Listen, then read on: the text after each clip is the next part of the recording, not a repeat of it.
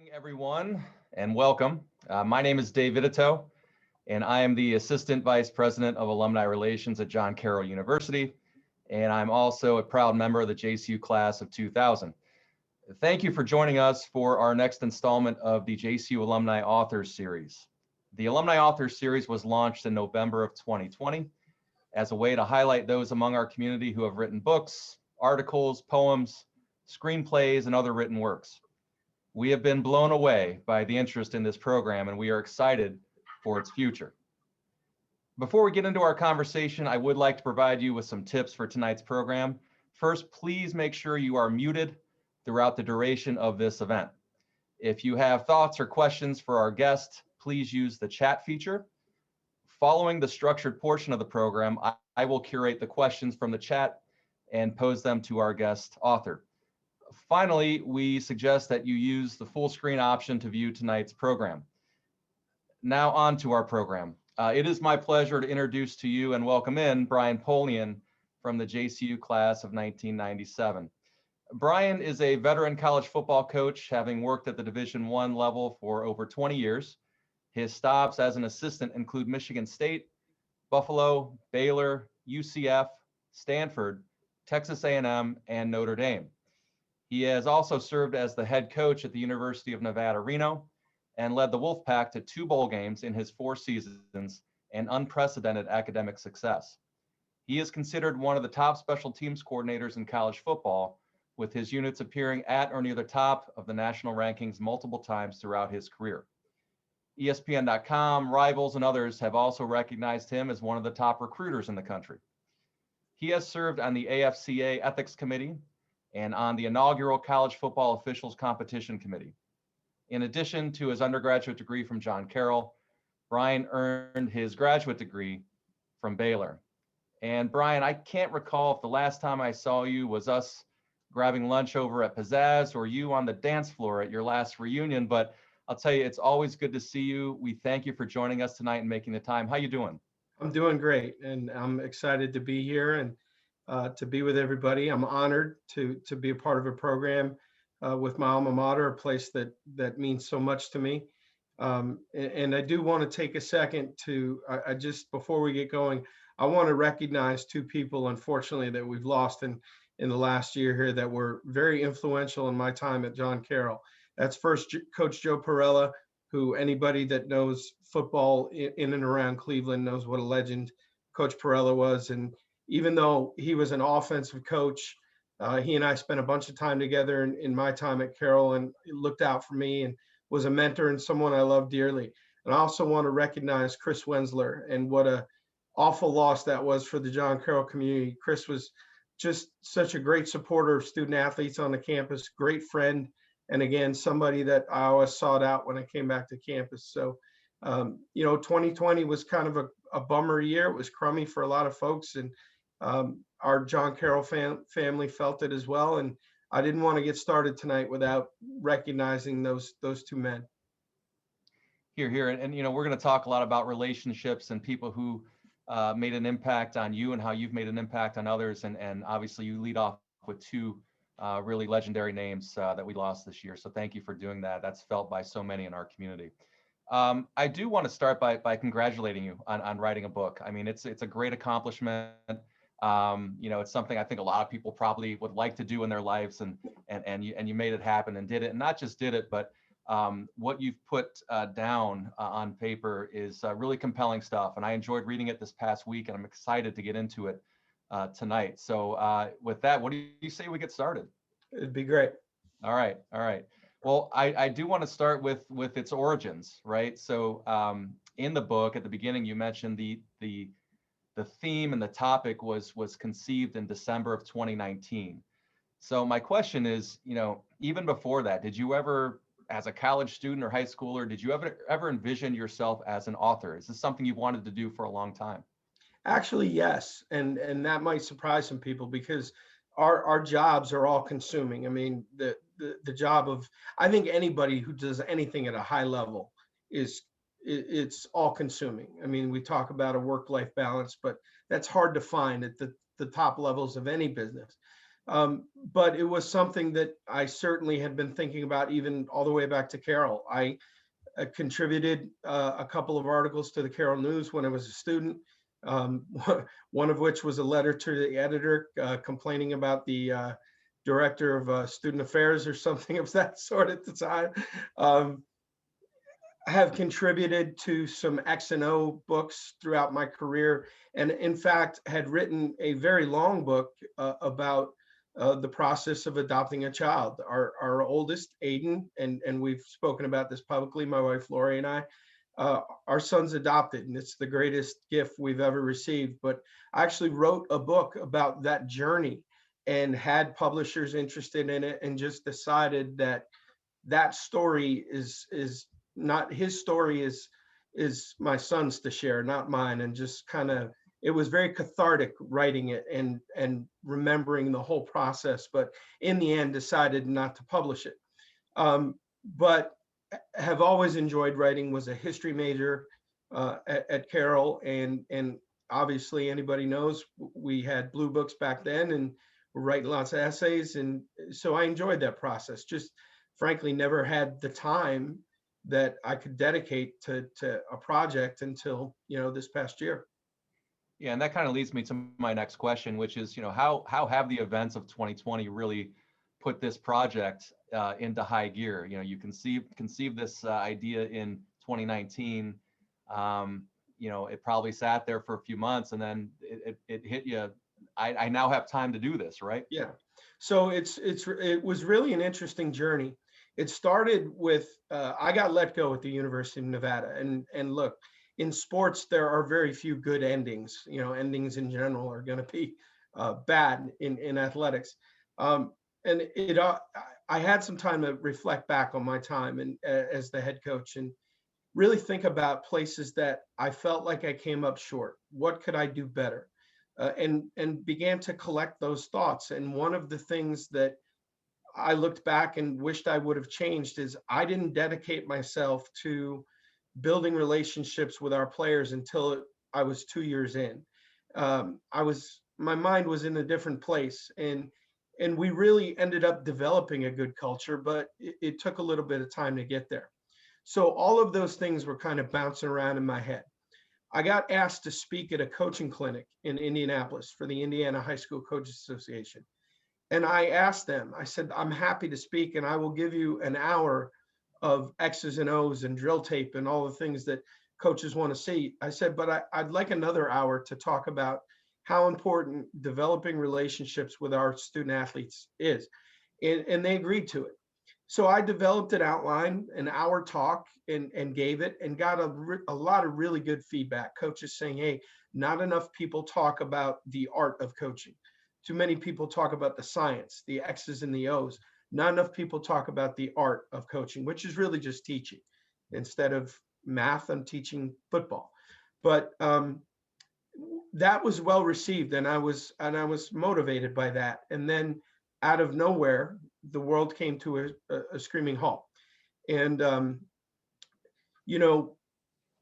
our schedule as coaches, we are dictated by the calendar. Like, hey, it's March, I'm getting ready for spring football. It's April, we're coming out of spring football, we're getting ready to go on the road and spring recruit. Now it's June, let's do summer camps and unofficial visits on campus. So for 24 straight years, my calendar has dictated my life. And all of a sudden, we're all stuck in the house. And, we were recruiting and supporting our student athletes digitally, like everybody else. But I found myself restless. I found myself without purpose a lot of times. And my beautiful wife, Laura, and my father, Bill, independently of each other, without speaking to each other, in separate conversations, said, hey, listen, I don't know if you got to read Chaucer. I don't know if you want to build a Lego stadium. Like, you got to figure out something here that you've never had this time in your life. You'll probably never get it again until you're retired. So what are we going to do with this time? And as I thought about it, I looked at that outline that I had given the presentation. I said, that's the outline of a book. And this is something that I'm passionate about, that speaks to me. And just began to research it more thoroughly. talk to a bunch of different people and sit down and start writing. And the product is 105 pages. It's not War and Peace, but it's certainly, I think it's pragmatic. I think anybody that works with young people can use it. And I've had a lot of people tell me, hey, I expected this to be a football book. It's not.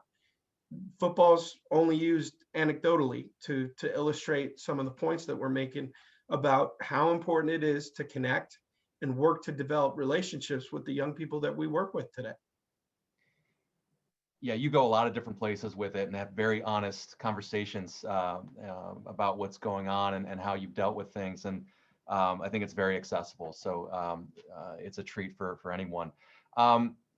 You touched on, it took about 2 years in your last stop to really start to value the relationship piece, right?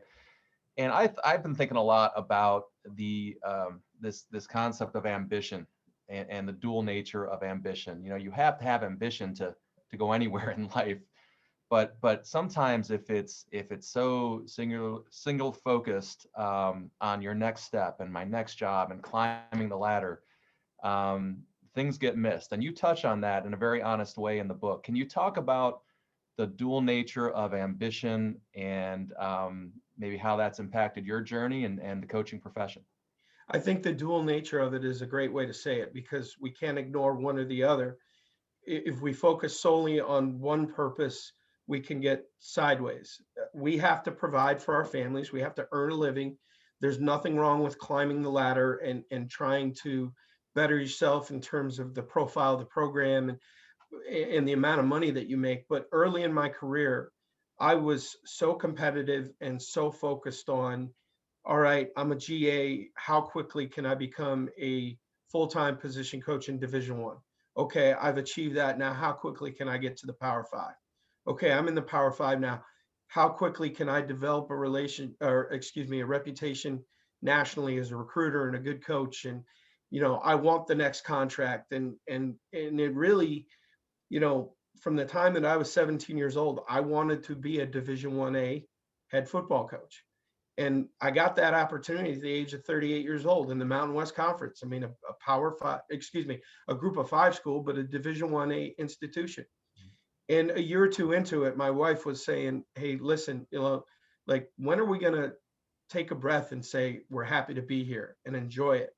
Instead of saying, okay, if we win 8 or 9 next year and this job opens in the ACC, I might have a chance at that. Like, at what point are we going to say, enjoy this? And that made me stop and think, what's the best part of what we do? And it's not a collection of bowl watches. Like, I've got a lot of watches that we keep in a display case, but it means nothing. And being paid is great, but it's not the end all be all. It's the relationships that we develop. They're so rewarding. It's the things that people never see, that never see the light of day. It's being in the locker room with the players for 20 minutes before the special teams meeting, talking about what's our favorite Halloween candy and shooting Nerf hoops with those guys, and the relationships that we have with the coaches, our peers, and the way our families come together. And it really took a little bit of time to figure out, hey, that's the stuff that really matters. And it's probably maturity and age and experience, and we all go through that process. But I reached a point, and think about this too. I joke all the time. I'm fairly well accomplished in my own profession, and I come from this small Jesuit institution on the east side of Cleveland that's got roughly 3,000 students. And yet I'm like the 28th most accomplished person in my profession from this little school. So if you focus on, oh my God, look at everything Josh McDaniels is doing, and look at Greg Roman, Chris Polian, and Tom Telesco, and Tom Arth, if you focus on those things, we're missing the boat. I'm proud of all my fellow alums and all they've accomplished, but I've kind of eased out of, hey, I need to stay on the same trajectory. Like, I'm on my own path and I'm good, I'm fine. And the thing I find most valuable is the relationships that I've developed with these kids that we work with and the coaches. There's a later chapter in the book that discusses a concept of consumer versus covenant relationships, and I found that fascinating. I think it flows right into this discussion of missing those meaningful relationships while you're on the climb, right? Do you see things as transactional and this stop gets me ahead to the bigger stop, or do you really invest in those covenant relationships? Could you quickly define what each of those phrases mean to you? Sure. The consumer relationship is exactly that. And the example I use in the book is Jimmy John's. Like, I like Jimmy John's, and I'm going to order a number 11, but hold the tomato. And as long as they get my order right, I'll keep going back to Jimmy John's and they'll have my business. But if they screw it up a couple times, I'm going to Subway where they'll get it right. Well, that's a consumer relationship. A covenant relationship is, hey, I'm dedicated to you no matter what. I'm not interested in what's coming back to me. And it's a solemn vow. And I think sometimes in coaching, we find ourselves, we have the best relationships with the most productive players. Like, yeah, I'm going to treat this guy great because he plays great. And if he plays great, that means I'm going to get recognized as a coach. Or maybe if we play great, I might get the next better job. All right.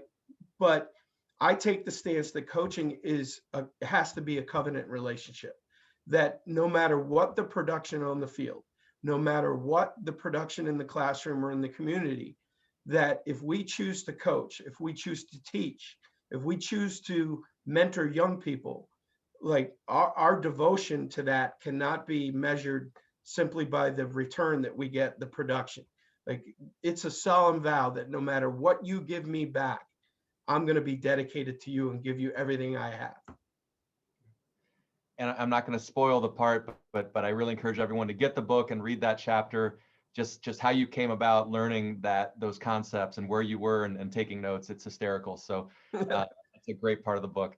Can I ask you about, you use the phrase "gone are the days" Mm-hmm. a lot in this book, right?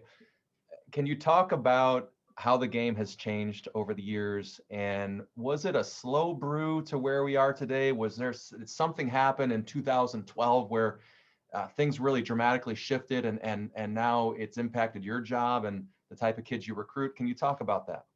I don't, there was no specific moment where I said, oh boy, things have turned. But I don't think it was a slow burn either. I think attitudes kind of changed within a 2 or 3 year period, and we felt it in recruiting, certainly felt it in coaching. But I was raised, I'm kind of an in-betweener, right? I'm in my mid 40s. So I'm not really old, but I'm not young anymore either. I'm kind of in that in-between area. But I was raised by an old soul. Like, my dad was hey, listen, this is what I told you to do. Don't ask me why. Do it. Why do I have to do it? Because I'm your dad or I'm the coach. I asked you to do it, do it. Those days are gone now. And the way that we approach our student athletes and the way that we communicate with them and the tone and the manner, those things have changed. And for guys like me, if we don't adjust, we will get left behind and eventually be out. And you're seeing it. You're seeing it every couple of months. You read in the news, this coach has been removed or put on administrative leave because of the way he's talking to student athletes. Like, if you don't adjust now, you're gone. And not only are you putting your profession at risk, you've got no chance to connect. You've got no chance to build bridges. And frankly, it's going to be hard to stay employed. So guys like me, we got to make a choice right now. We got to say, am I going to change? Am I going to adjust? And good teachers, it's our job to adjust to the students, not the other way around. And that's one of the things I mentioned. Like, there was a time that I'm the coach, man. You got to adjust to me. No, if a good teacher will figure out how each student learns and will tailor the instruction to that person. All right. They don't adjust to us anymore. We have to adjust to them.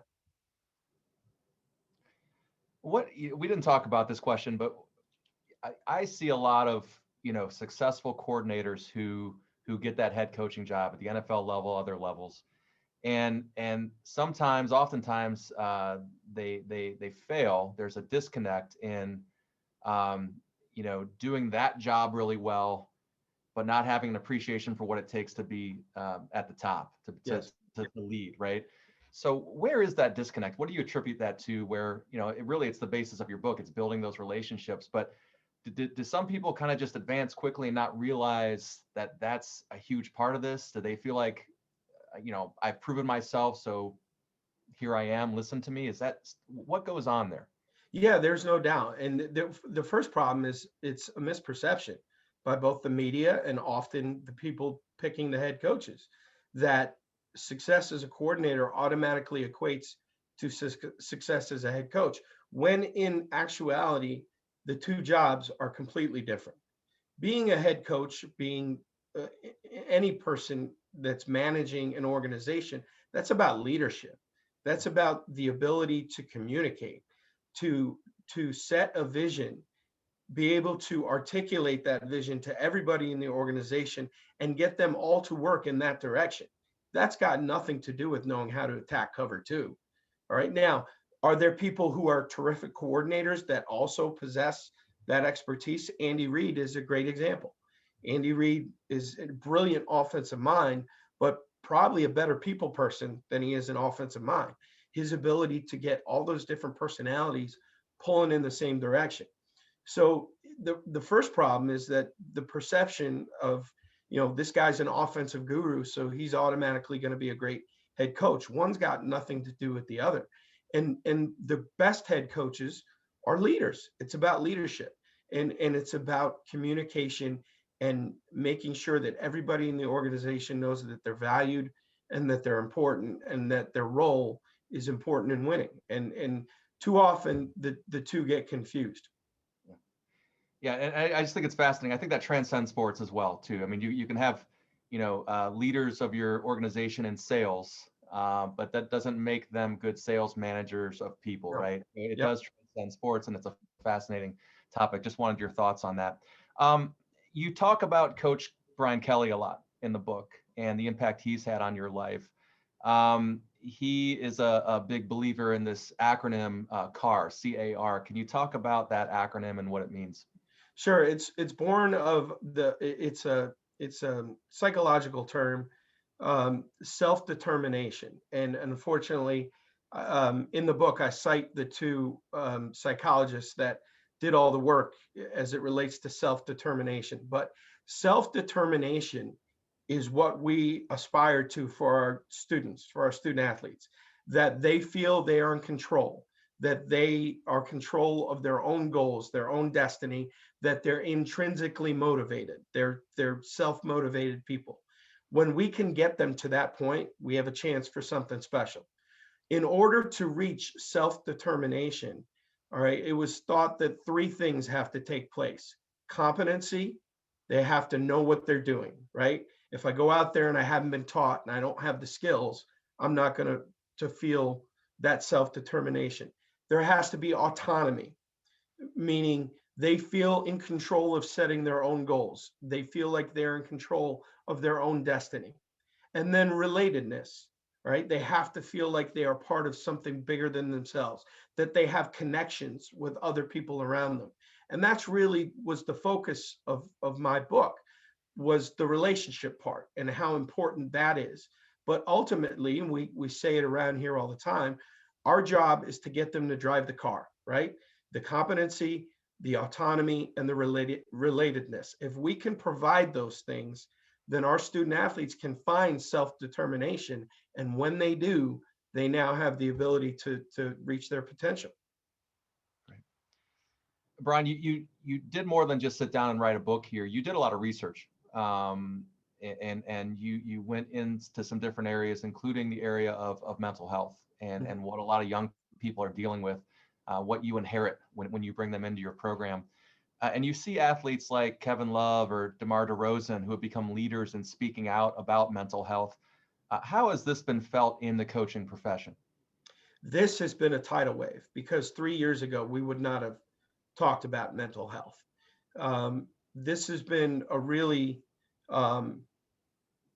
it's something now that on every college campus, wellness and providing the support that our student athletes need, this has become a really big thing. And I give Kevin Love specifically because I would follow the Cavs, and just the courage to come up when most people are going to say, what are you whining about? You make $100 million to play a game. How could life be that bad? But that's not fair. And unfortunately, in my own career, I've dealt with some student athletes that battled mental illness, and it's real. And often in our position, I'm not going to have the answers to those questions. But if they have the courage to say, hey, I'm struggling, now in our world, we have the ability to say, all right, we're going here. We're going to the wellness center and we're going to talk. We have 3 sports psychologists on our campus. Like we're going to direct them to the people that can support them. But I think about too, it was really interesting. You mentioned Coach Kelly before. When the pandemic hit, our team was home for spring break, and the university made the decision, we want everybody to stay at home. We're going to go remote learning for the rest of the spring semester. And the mental and emotional toll that really dramatic shift that took place. And this is a very high academic institution. So now you've got guys that might need a ton of support that are virtual learners that are going through Zoom. We have players in Hawaii and one guy from Germany. So now you're talking about an 11 a.m. class in South Bend that's going on at 5 a.m. in Hawaii and 6 p.m. in Germany. Like all those things that we were battling. When we started to get back with our team, Coach Kelly was incredible.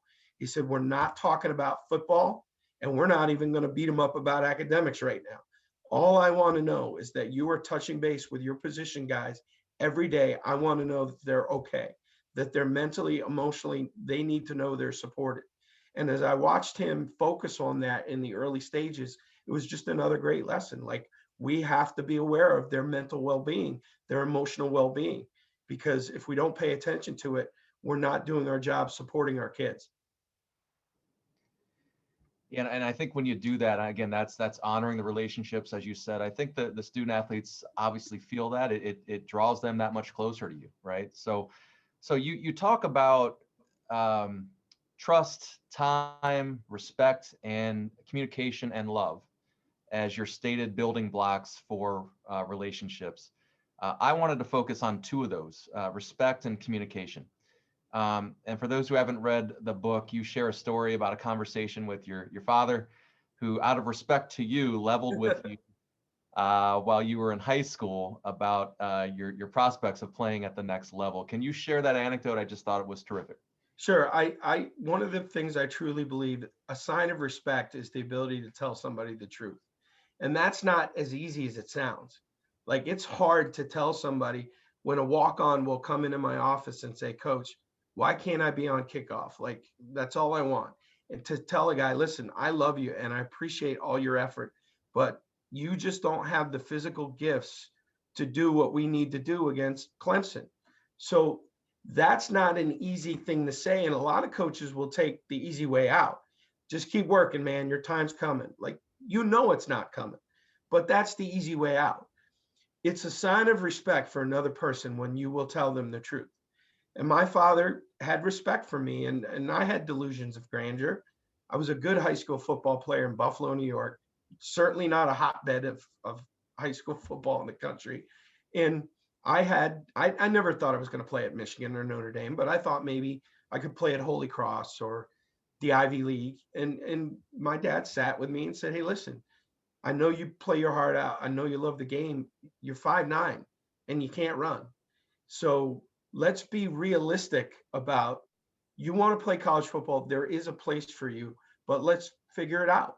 And that, I look back on that. I'm so grateful that he had the courage.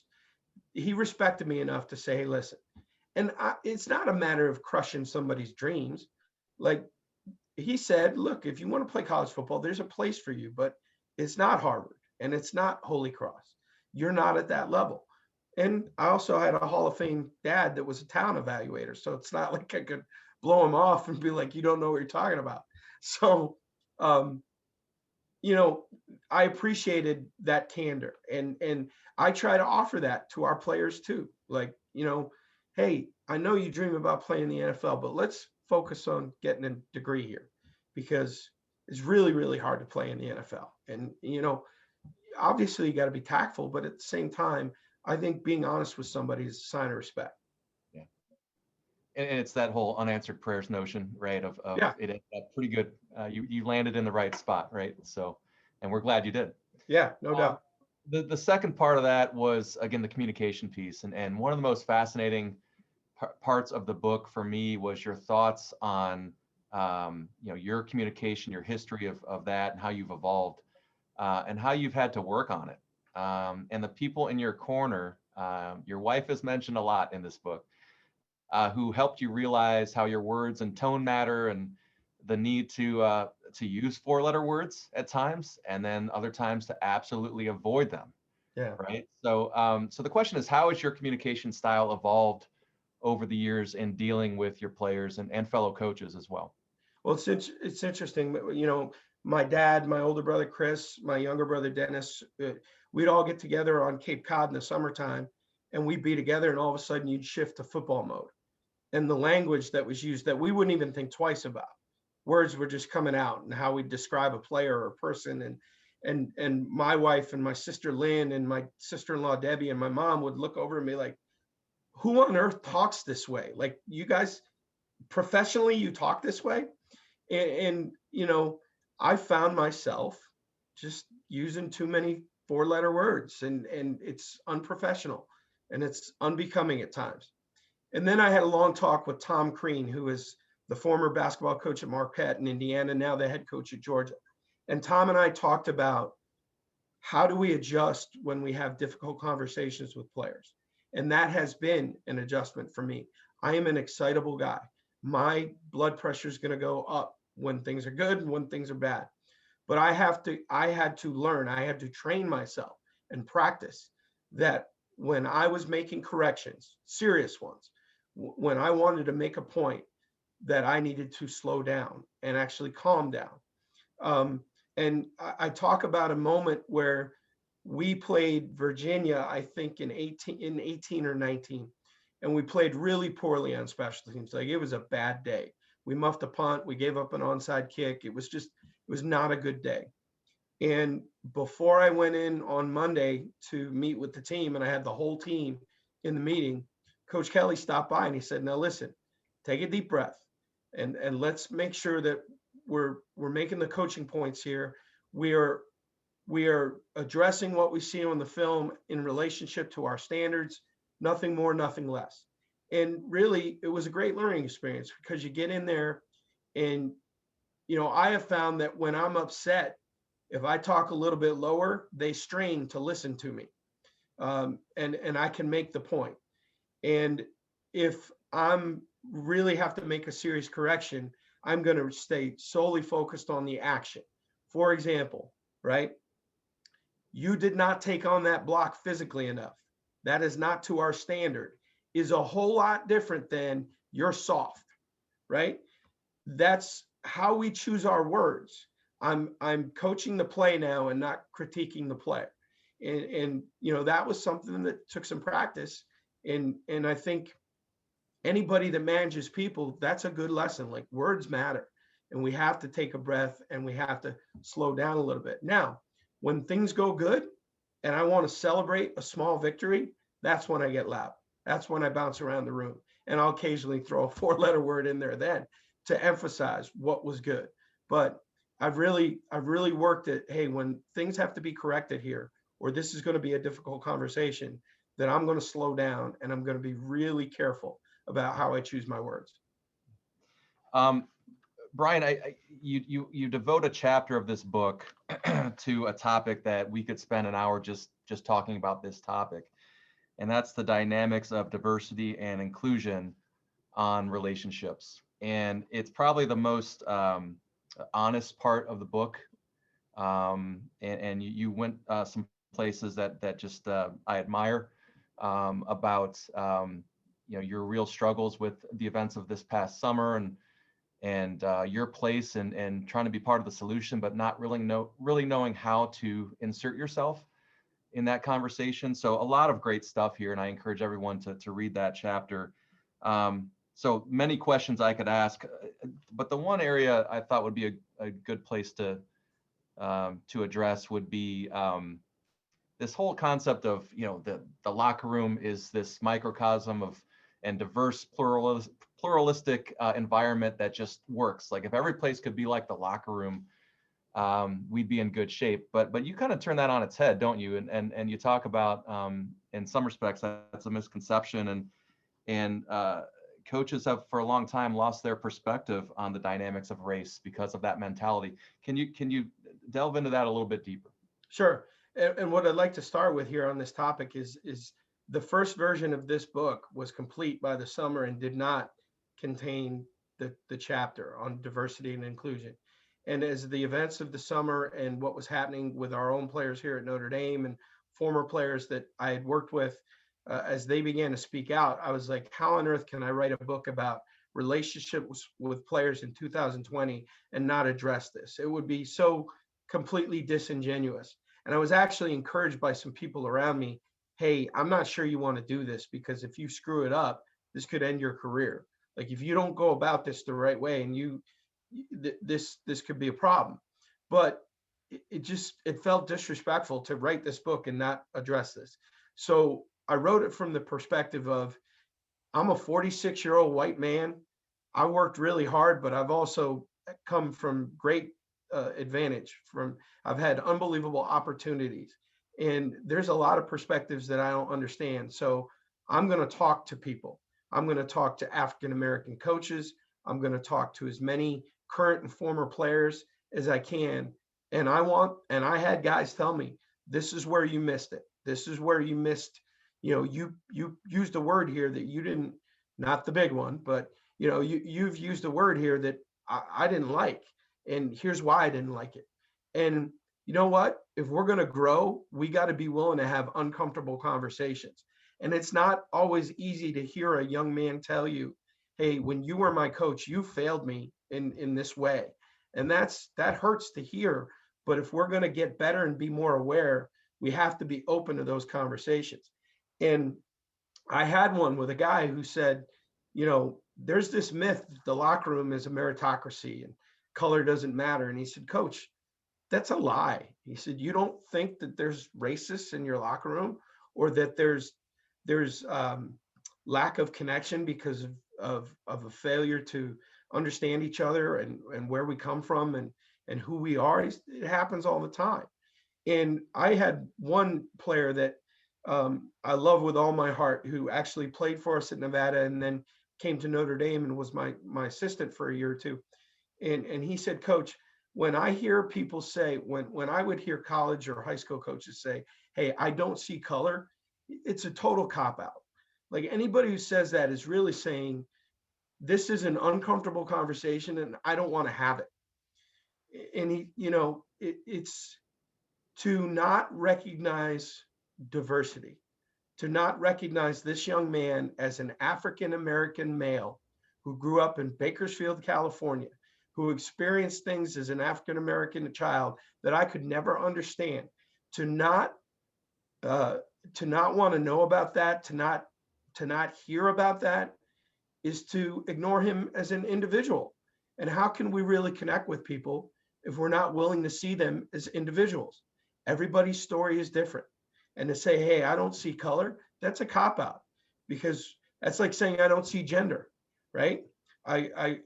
We have a lot of females that work in our building. Like you're just one of the Notre Dame family. I don't see gender. No, that's ridiculous. We have to recognize and value everybody for who they are as individuals. Where we get into trouble is when we start to not treat people equally because of who they are as individuals. Recognizing race, recognizing gender, recognizing sexual identity, recognizing that a person's not wrong.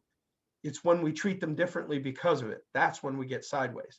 And that, to have a young man tell me, hey, Coach, you have no idea what it was like to grow up in Bakersfield, California, and get dropped on the University of Nevada's campus, which is predominantly white, and to have 15 white men in my life tell me what to do when I had no experience with that growing up. I wouldn't have thought about that for 1 second. And the only way you learn is by asking and listening intently, right? Listening with purpose and hearing. And that's been part of my journey here over the last couple of years. Yeah. No, you gave total respect to this topic and did it well. I think you did it the only way you could, which was just to be honest. Yeah. And you went to, microaggressions and intent versus impact, and it's really just profound reading, and I appreciated it. And I did highlight that quote about acknowledging what makes people different is not a mistake. The mistake occurs when they are not viewed or treated as equals based on those differences. Yeah. So really good takeaway there. I did want to kind of roll into maybe a wrap-up question here, and we'll get into questions from the audience. And that's the cover of the book, the title, Generation Z. You make Gen Z sound amazing, which is great because that gives me great hope for our future. But what are some of the most attractive aspects and intriguing aspects about this generation and your experiences coaching them? Well, I want to share the story about the kind of how the thing crystallized. And I was on a recruiting trip in Worcester, Massachusetts at St. John's, and Coach Kelly and I are sitting with the headmaster of this all boys Catholic high school, and Alex Zakara, and he might be listening tonight. And if he is, thank you for the inspiration, because Coach Kelly and I were sitting there waiting for the prospect to come down, and Coach Kelly said to him, "You're in charge of a school with 1,000 boys. What can you teach us?" And he said very quickly and very honestly, we have to honor the relationship before we can ask anybody to honor the task. And that just spoke to me. That is Generation Z. Like, they are relationship driven, and we've got no chance to connect with them and to help them move forward in any facet if we don't build relationships with them first. And that quote, I pulled out my phone and typed it in, and that kind of crystallized all those things that had been bouncing around in my head, and kind of set this whole thing on the path. And as I researched Generation Z, they're so unique. Every generation's a little bit unique, but this group is fun to work with, incredibly independent. They crave interpersonal interaction. Like, they want to sit down with their coach one-on-one and have a conversation. And we've got to be invested in that. Now, what's unique about them as well is they've grown up in this world of technology. A 20-year-old right now has had a phone in his hand since he was 10. So they can, if I can have a serious, meaningful conversation with one of my players via text, and I would think that very unusual. Like, my wife and I are not going to have a serious conversation via text. We're going to sit and see each other, eye to eye, face to face. You can have a serious conversation with Generation Z using technology because that's what they've grown up with. I talked about being an intentional listener. Generation Z's grown up with their parents hanging on every word. So when they get to us, if we don't listen intentionally, if we don't really engage, they know it. They're going to call BS and they're going to tune us out. So we have to be willing to listen. They'll compete, which I think is great in our world. They've grown up in dance competitions, in science competitions. It's everything. So they're used to competing, and they're used to a winner and a loser. They want to see the big picture. I think that's something that I've adjusted to now as a teacher. Hey, here's why we're doing this, right? Like, we introduced a new formation when we punted the ball against Alabama in the college football playoff. Why are we doing this? Because that's the Heisman Trophy winner down there, and we need to get somebody else out in the coverage here pretty quickly. Instead of, hey, this is what we're doing, everybody got it, good, let's move on to the next thing. Like, we have to be willing to share the big picture. They want to know why from 30,000 feet. I think they're really adaptable. I mean, keep in mind now that they've had information at their fingertips their whole lives. So if something doesn't work, they're willing to, all right, if this doesn't work, how can I achieve my goal? I'm willing to change. Well, imagine that in my world. If you're a high school football coach and you're not recruiting, unless you're Chuck Kyle. I'm teasing. I see Coach Restifo's on the call. But if you're not recruiting, then you've got to play to the personnel that you have. One year you might be running the option. The next year you might have a quarterback and a bunch of wideouts. So now we're going to be 2x2 wide open and throw it. Well, that doesn't bother Generation Z. Hey, this is what we need to do to succeed. Good. We'll adapt. We'll change. They don't get stuck in systems. They're flexible, which is great. They're all about technology. This has been a challenge for me. How can I become a more effective teacher using technology? And again, adapt or die. We've got to figure it out. And then lastly, they want to have fun. And I think that's been something too. Like every once in a while, I need to remind myself, I'm coaching a game. It's played by kids. This is supposed to be fun. Like, tell your teammate you love them on Thursday. We have donuts on Thursday mornings. We're gonna, I'm gonna hand out Halloween candy, during training camp when we're reviewing film. If a guy's got a great play, he's getting a little snack-sized Milky Way. I mean, we've got to find ways to keep it alive and fun. There's a term, and unfortunately I can't cite the person, but I saw it recently and it just spoke to me. Edutainment. That's what we're in right now. All right. We cannot simply get up and lecture. It's edutainment. How many different ways can I get my point across? And that's the business that we're in right now. But working with this group has been awesome. And I do want to, before we shift to questions, I want to mention one more thing. I talk about love a lot, and there are people that are uncomfortable with the word love, right? Because they're looking at it, both players and coaches, students and teachers, they look at it from the wrong point of view. Love can be an emotional state of being. Like, I love my wife. I'm in love with my wife. But love is something different too. Like, to me, love is service. And when I say I love every player that I work with, that's not hyperbole. That's the truth. Because every single young man that I work with at Notre Dame, and every young person that Coach Kelly is going to work with, we are going to do everything we can to support them and help them achieve their goals. We are going to serve them. Service is love. And then we got to get our players to understand that great teams love one another. We may not like each other all the time, right? That's okay. We can still love one another. And we express that love through service to one another. And that's a concept that I really feel strongly about, that, some people get a little, no, I mean, I have no problem telling a player, hey man, I love you. And I'll do everything. Doesn't mean I like you all the time, and they're certainly not going to like me all the time. But when we think of love as service, it kind of, changes our thought in how that applies to a teacher-coach relationship. You mentioned the great Chuck Kyle, John Carroll alumnus. He makes a contribution to the book, as does Nick Saban and Marv Levy and so many others at the end. So it's a great way to close it out. I want to remind folks to get your questions in the chat feature, and I'll go through as many as I can. But to wrap things up on my end, Brian, selfishly, a John Carroll specific question. I want to hear from you about how this place impacted you, right? You mentioned those two great names at the beginning, and Chris and Coach Perella. You mentioned Coach Story in the book, John Story, who a lot of my former teammates are on this meeting tonight, who played for Coach Story, one of the classiest men I've ever been around in sports. So these people had an impact on you, but can you talk about your John Carroll experience in general and just how it's shaped your life? It has been one of the most influential, impactful experiences in my life.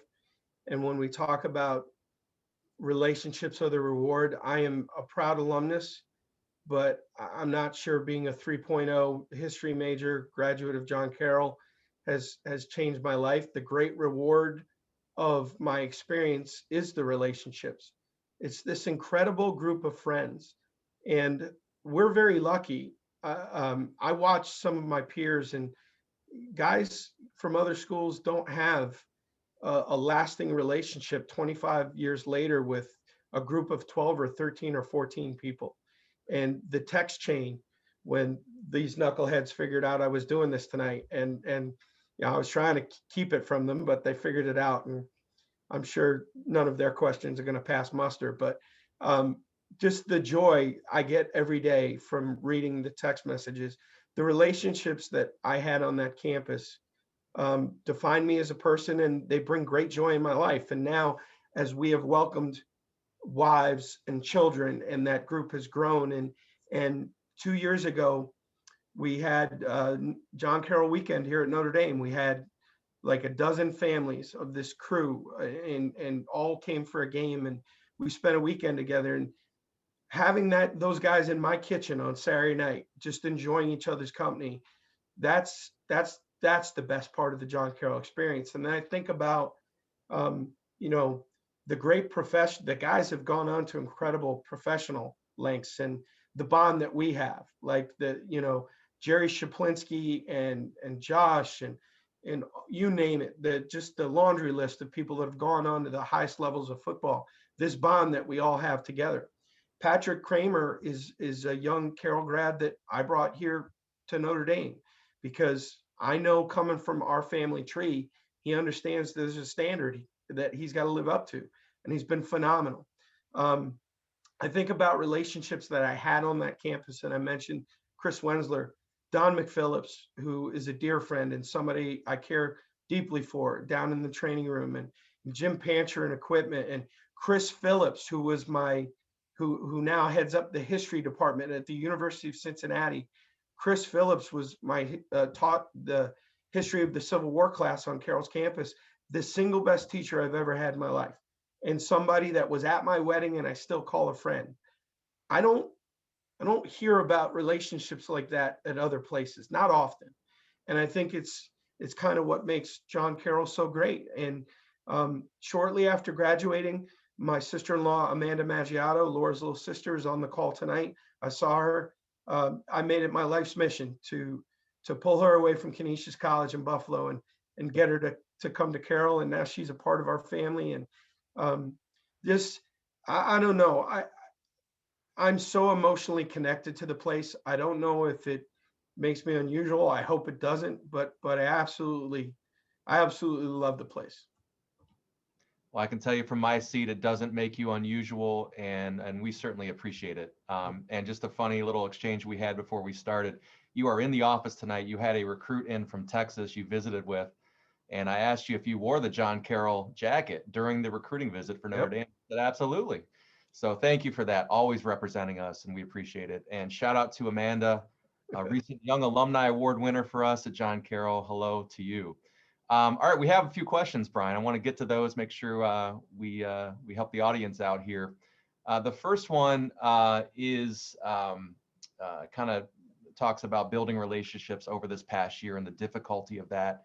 What were some of the methods you employed that worked well with players, and perhaps is there an example of where you really missed the mark this past year? Yeah, I had never heard of Zoom before the pandemic. That was in quick indoctrination of that. I did too. We had a text chain with a lot of our players. I had access to where I could send the whole team. That's one of the unique things about being the special teams coordinators. I work with such a large cross section of the team. I had an email chain going with those guys. I think keeping it light and trying to make guys laugh and keeping the group working together and talking together was really good. The Zoom stuff was good. I did not understand the impact that the pandemic was going to have on these guys mentally and emotionally. I was just kind of checking in every day. Hey, you good? You got to get this paper in. Are you working out? I never truly understood until the end how some guys were struggling. And when I started to get a sense of it, we then shifted to more one-on-one conversations. But I think we all tend to think of young people as resilient. They'll bounce back. He's on his couch playing PlayStation. I'm sure he's fine. Like that wasn't the case. Like this, I'm really proud of our Notre Dame team that went 10-2 and appeared in the playoff. People on the outside will never have any idea how stressful it was to be constantly tested, all the protocols that we had to go through.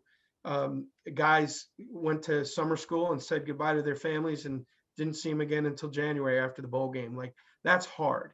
And I'm very, very proud of what our staff did and more specifically, what our players did here at Notre Dame to go 10-2 in light of everything that everybody was dealing with.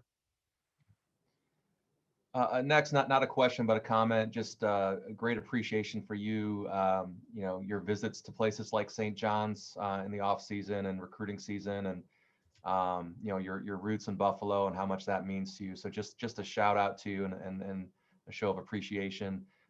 Next question was, what's the best piece of coaching advice you've ever received? And you have a great bench to work from here.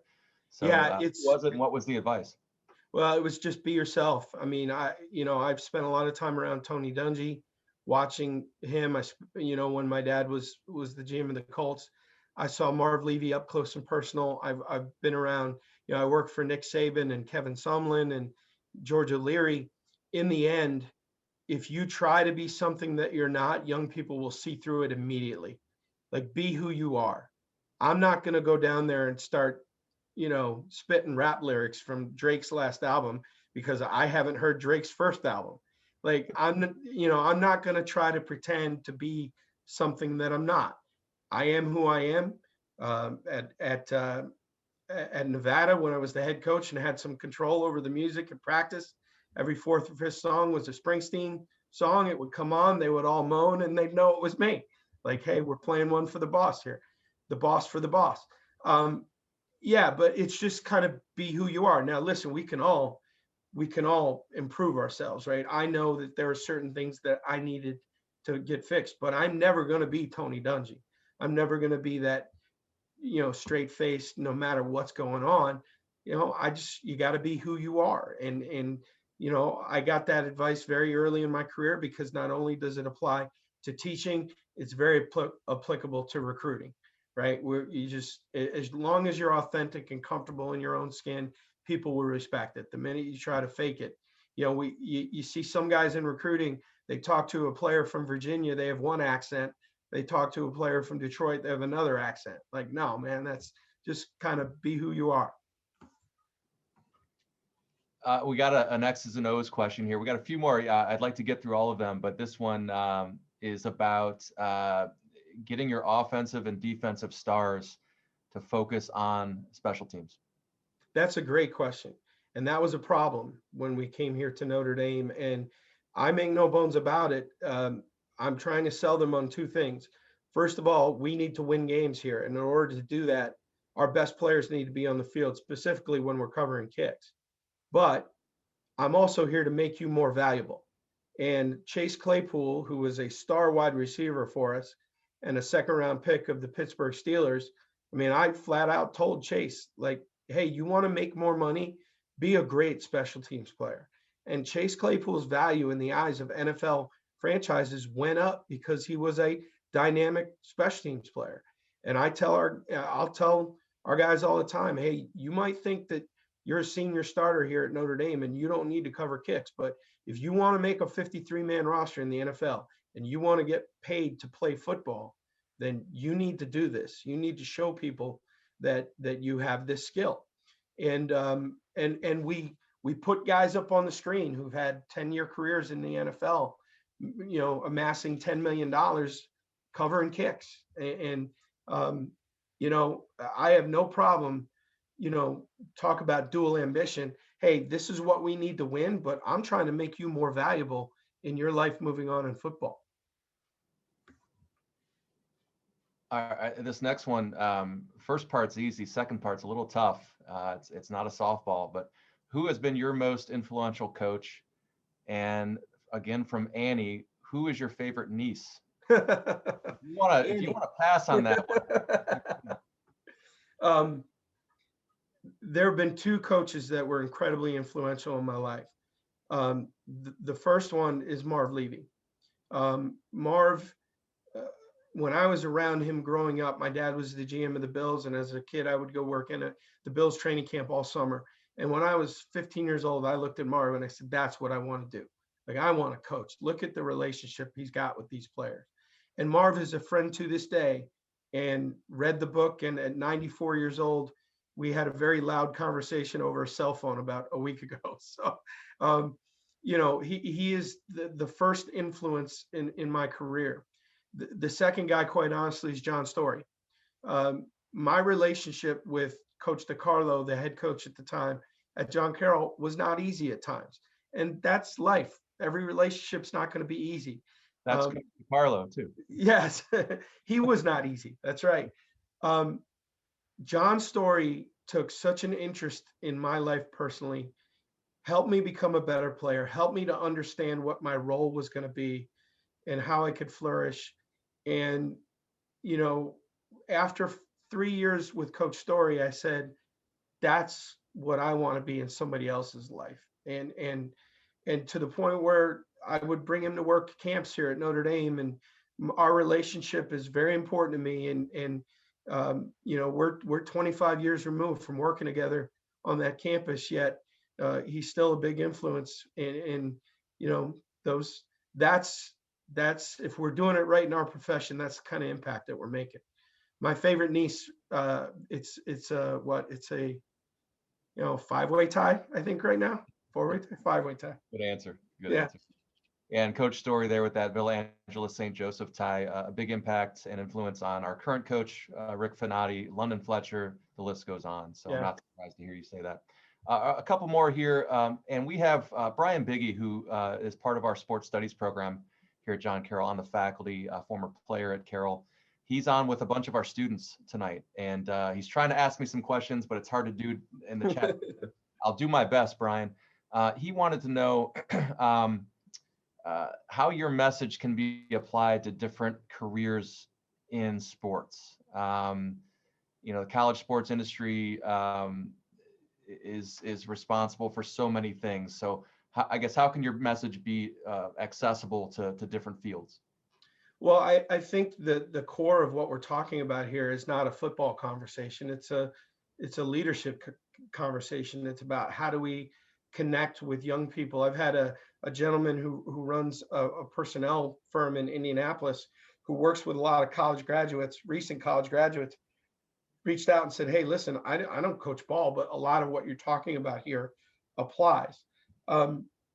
So I think in that vein, how to help motivate, how to help people develop and grow, and frankly, anybody that's working with managing any kind of staff, being invested in your people, and being personally invested in their lives. I think that applies across the board. How does it relate to young people who are trying to get into the sports world or want to move forward younger? Communication is so important. Giving and receiving feedback, the willingness to receive feedback and hear it, and not automatically go on the defensive. That makes any person valuable. The single biggest ability that we're looking for is coachability, right? All the physical tools somebody might have are wasted if we can't get them to do the right thing, and they won't allow themselves to be coached. So if I'm addressing young people right now, we want to be personally invested in your lives, but you got to be coachable. You got to find the ability to take constructive criticism and act on it. But I think there are topics all throughout this book that apply well beyond the world of athletics. We got a question about this event. Yes, we are recording this event. We archive all of our webinar sessions on the JCU Alumni YouTube channel. So it will be available for you to share once our staff is able to get it up and post it. Couple more final two questions here. You touched on the JCU pipeline in the NFL and guys like Jerry and Josh and Tom out in Los Angeles. What advice do you have to the next generation of Blue Streaks? I assume this is from a student to carry on the legacies of people like you, Brian. The relationships and where you come from matters. And I don't know if that's right, wrong, or indifferent to say that.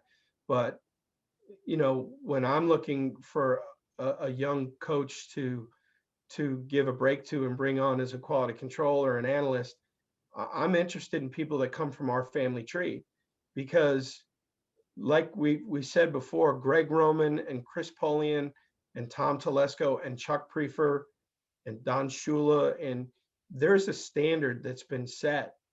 And the John Carroll guys have this unbelievable reputation as highly intelligent and grinders. I mean, Jerry Shaplinsky, Josh brought Jerry to New England and entry level, and he's worked him. He's all he's done is keep his head down and grind. And now he's the quarterback coach for the New York Giants. So understand that coming from our family tree, that's meaningful and that's helpful. But it also comes with it responsibility and a standard that you best be prepared to live up to. I would also tell anybody that is thinking about coaching or administrating in athletics, you don't get into it to get rich, and don't get into it thinking I'm working 40 hours a week, because that's not the reality of it. It's a profession, but it's a calling too, and it's you got to be getting into it for the right reasons. That's great advice. The last question, I could easily kind of segue here. It's about how do you get players who don't play a lot to buy into the team? You touch on that in the book. So I think we should leave that as it is and say, buy the book, read chapter 4 or whatever it is, and you address that. So Brian, where can people get the book? Well, I appreciate that. Amazon.com. And if you see the label out of stock, please don't be deterred by that. Put the order in. We actually sold out our initial run of the book, and the printer, the publisher is in the process of printing 2,000 more copies. The other place that you can find it is the publisher, their website called coacheschoice.com. And again, it's the football part is anecdotal. This is not a football book. This is a teacher's book, and I'm very proud of it. I'm very grateful for the opportunity to come back to my family, my John Carroll family, and be able to share it with people, because I do think it can help some folks. Well, Brian, I want to thank you again for joining us tonight, making the time to talk about your book. I have to say, I was blown away by the authenticity. I'm a fan of the game, and I follow what's going on around the country. And I have to say, I shake my head sometimes and wonder why a young person would go play for someone like that, right? Someone who seemingly boasts values that run counter to pretty much everything you espouse in this book.